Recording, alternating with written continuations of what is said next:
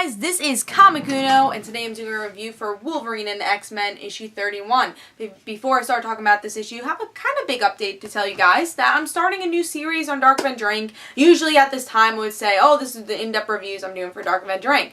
Well, I'm not going to be doing new comic in-depth reviews. I'll be doing like indie comics and stuff for in-depth reviews. But now I'm going to have a new show where I'm going to have every comic I read in one show. I know you guys have been asking that a lot. I did not want to do that for my channel because I enjoy doing the in-depth reviews on my channel. It seems like you guys like it, something special to my channel. But I want to make something special to DarkAvengerINC too, so I'm going to have that one show. It's like a roundup. It's not going to be in-depth reviews. It'll be talking about what I liked, what I didn't like about an issue a little bit more quickly. If you want like a roundup type of series, definitely go check out DarkAvengerINC. It'll be exclusive issues on that show too. Now the exclusive issues on this week's episode of Comic Uno, I like saying that, is Ultimate Comics X-Men issue 27. Digitally, it'll be Killjoys issue 1, Guardians of the Galaxy issue 3, and Superboy issue 21. So if you want to go check out those exclusive reviews, go check out the first episode of Comic Uno, which will be annotated in this video. Also, my vlog won't be up today. I know usually it's up after my reviews, and it's really, thank you guys for watching. It seems like you guys are really enjoying it. But it'll be up this Saturday, because I wanted to have the Man of Steel footage when we get to see the movie, and I thought you guys would enjoy that. So, yeah, we're going to bring the camera when we get to see Man of Steel, and of course other things for the vlog also. Also, new episode of Motherverses. If you want to see me sing as Tiffany, not well, but if you want me to see that, go in the annotation, now we go check out the new episode of Motherverses. Please check it out and tell us what you think. But let's talk about Wolverine and X-Men issue 31. Let's talk about it. The cover. I'm not a particular fan of this art. Yeah, it's Bradshaw. I like Bradshaw's art better than Bracello's art, but still not a big fan. I always call it puffy type art, which I think you could say it's kind of puffy.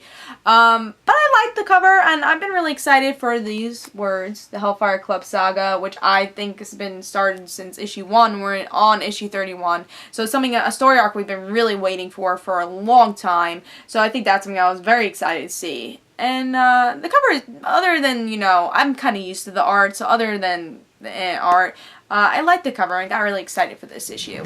But yeah, keep in mind the art's not perfect if you haven't read Wolverine and X-Men in the past. Although I feel like Wolverine and X-Men is kind of a hard series to jump into. It's more a series you kind of have to read from issue 1 because there's a lot of character development and stuff. So it's really hard to say, oh, this is a jumping on point, which this is the beginning of a story arc, but I don't know if it's really a jumping on point, because I feel like you guys would be a little confused if you read it from here. But let's talk about what happened in this issue. We get to see the runaway Wolverine and X-Men students see what this whole Hellfire Club school is about. And Quentin's going because he has his own motives. Edie, same thing. She wants to find out why, well, who killed, or not killed, but who shot Brew. And, so they're just going for their own motives. Quentin's like, hey, I want to go to school because I like to be bad. But then you get to see he has his own motives. And maybe in his heart he does like the Jean Grey Institute and the X-Men. So we get to see all these, you know, Mystique become a teacher. It's really just Hellfire Club type of Jean Grey Institute. It's just the opposite of the Jean Grey Institute. Teaching them how to be evil. And the evil you are, you're a star pupil. And we get to see some of the motives of the head of the Hellfire Club, which is kind of cool. And a pretty cool cliffhanger, which I won't reveal. But it's something I haven't seen in a really long time. So it was really nice to see. I won't reveal it, but it's kind of cool, the cliffhanger. But I honestly really enjoyed this issue. I wasn't expecting to really like it. For some reason, I had Wolverine and X-Men on the bottom of my pile to read this week. And I was like, I think it's because sometimes I like getting the comics I'm not totally excited about a little bit. Like, it's always on the end of the pile, but not the last one. I always like to get something that's a little interesting for the last one. So this is more of like a middle type of comic in your pile, but I put on the bottom, that way I don't have a bad comic that I'm not totally interested in on the bottom of my pile. But for some reason it's on the bottom of my pile, and I was like, am I gonna like this? I was a little skeptical about it, but honestly, I love this issue. It was really good. I think there was a lot of humor in this without trying, which I laughed a lot with this issue. Snot Boy was hilarious in this. It's kind of juvenile. It's like, oh, Snot Boy, but it worked in this issue so much. I honestly laughed at this more than Deadpool, but maybe because I'm not a Deadpool fan, but I laughed at this more than something that's trying to make you laugh. I think it had a lot of sly remarks in this comic that makes it funny, like maybe more sarcastic remarks or like hints of humor, which really made me enjoy this issue a lot. Also, just the what's her name? Let me think of her name. She has her name a lot in this, actually. Husk. Her pulling her face all the time and just the way she did it was hilarious. And then Toad still being a janitor. He's like, oh, I thought I was going to be a teacher. And Husk is like, no, you're not a teacher. Just do what you can do. Do what you're best at. So, again, there's a lot of things in this issue that are just funny, but like very little hints of funny, which really made this issue.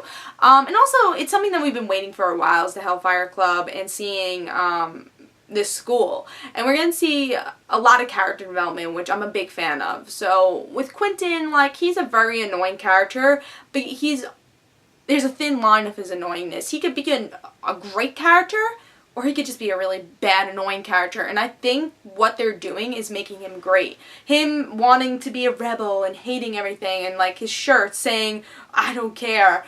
But when you see him in this issue, he does care. He cares that Edie goes back to the school, and he cares for the X-Men, even though he doesn't want to believe it. He cares. He wants to go back, even though they're treating him badly and stuff. I could see in this issue where he wants to kind of be a good person, and it's really nice to see how this character developed. A kid that, just didn't like anything and just want to hate on the X-Men.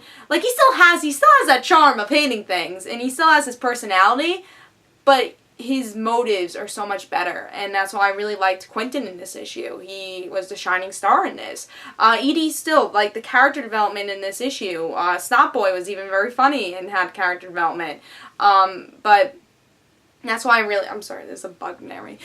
No, but that's why I really enjoyed this issue. And I think the character development really worked. The humor really worked, and that's why I'm going to give this 5 stars. I really wasn't expecting this to be my pick of the week, but it was. The art wasn't the best, but I still really enjoyed this issue. I think it made a perfect beginning for the story, and just was a really fun issue, which sometimes is what you need, and that's why Wolverine X-Men issue 31 is my pick of the week, so definitely go check this out. And guys, don't forget to follow me on Twitter for Comic Uno and the rant situations, and I'll see you guys later. Bye.